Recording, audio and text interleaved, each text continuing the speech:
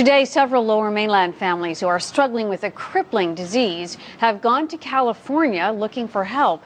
The victims believe that they are suffering from Lyme disease, a difficult condition to diagnose. They all claim the BC government is denying them the care that they need to recover. Carrie Stephenson has our story. It's very serious. Jay McQuay is off to California, but this is no vacation.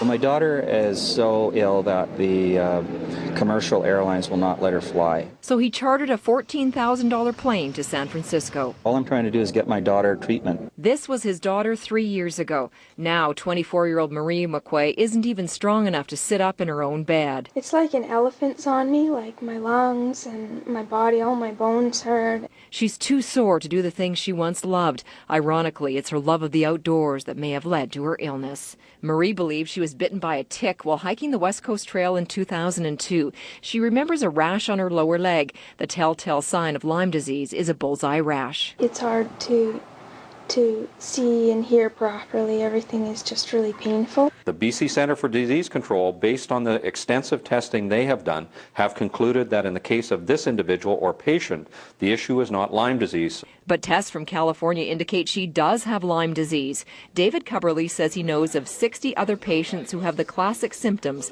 but no diagnosis from infectious disease specialists in BC. They seem to have the perspective that people who believe they have chronic Lyme disease are hypochondriacs or have some other disease. And we need to find out why they feel that way, but right now they're the barrier to change. Peter von Tiesenhausen has had a battery of tests. 2 months ago, I was walking drunk-like. He and another patient are also flying to California for treatment, thanks in part to Dr. Ernie Murakami. I've sent about 100 now across the border because I have no choice at this point. And there's no question the McQuay family will do whatever it takes and go wherever they need to go to get their daughter treatment and give her back the life she deserves. This has been excruciating for my daughter.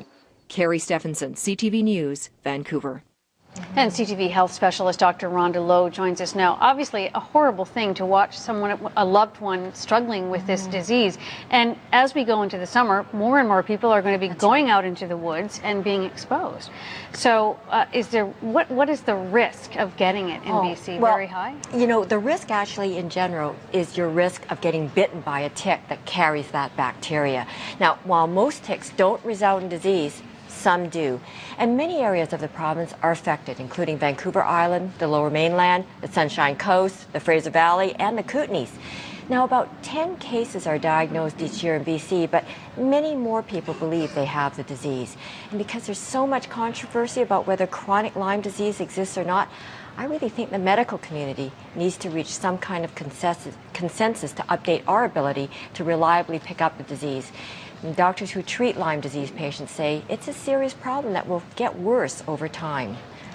So what can we do to protect ourselves, Dr. Lowe? Well, you know what? It's not just Lyme disease, but several human diseases are caused by tick bites. So ticks live in tall grasses and wooded areas. So you want to prevent getting bitten by ticks by walking on cleared trails.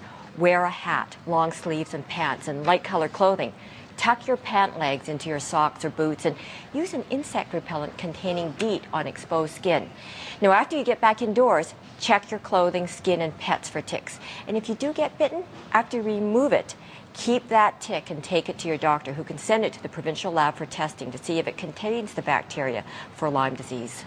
A very good point, but how do you remove the tick? I know it's not easy. It's important to do it right. Yeah, it is, and there's a lot of folk advice out there, Pamela, but the best way is to use fine point tweezers to grasp the tick just behind its point of attachment.